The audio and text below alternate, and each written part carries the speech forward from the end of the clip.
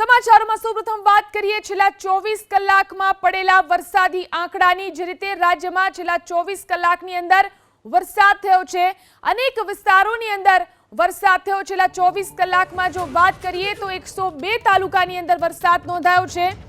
સાર્વત્રિક વરસાદ સમગ્ર રાજ્યમાં થયો છે, તેમાં પોરબંદર તાલુકાની અંદર સૌથી વધુ 14 ઇંચ જેટલો વરસાદ ખાબક્યો છે।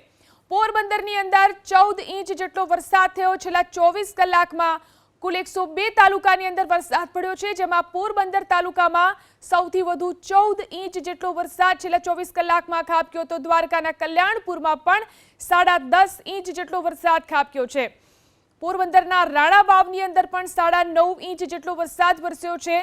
છેલ્લા 24 કલાકના વરસાદી આંકડા છે। ગીર સોમનાથના પાટણ અને વેરાવળમાં પણ 8.5 ઇંચ જેટલો વરસાદ વરસ્યો છે। આ તરફ જૂનાગઢના કેશોદમાં પણ 8.5 ઇંચ જેટલો વરસાદ છેલ્લા 24 કલાક દરમિયાન વરસ્યો છે। જૂનાગઢના વંથલીમાં પણ 7 ઇંચ જેટલો વરસાદ થયો છે।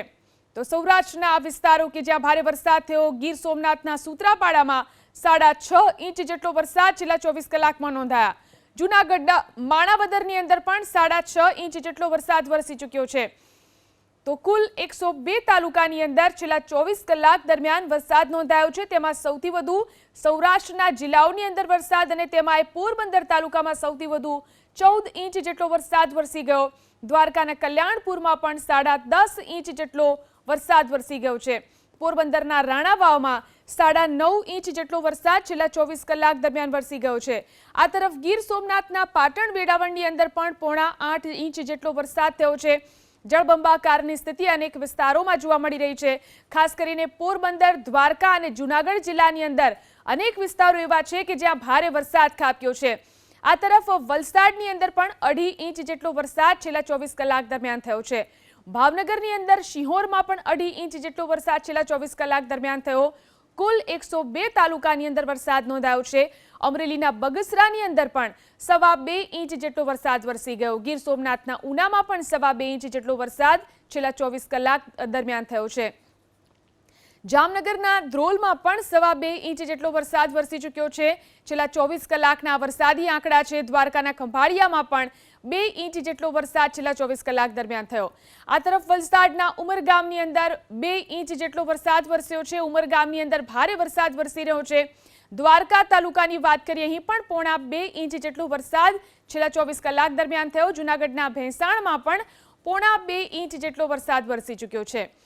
તો નવસારીના જલાલપુરમાં પણ 1.5 ઇંચ વરસાદ છેલ્લા 24 કલાક દરમિયાન થયો। સૌરાષ્ટ્ર અને દક્ષિણ ગુજરાતમાં ભારે વરસાદ અનેક વિસ્તારોમાં થયો છે। મોરબી તાલુકામાં પણ 1.5 ઇંચ જેટલો વરસાદ થયો છે।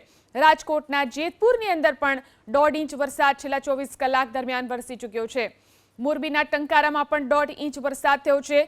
છેલ્લા 24 કલાકમાં રાજ્યના 102 તાલુકાની અંદર વરસાદ થયો છે। કચ્છના ભુજમાં પણ 1.5 ઇંચ જેટલો વરસાદ થયો છે।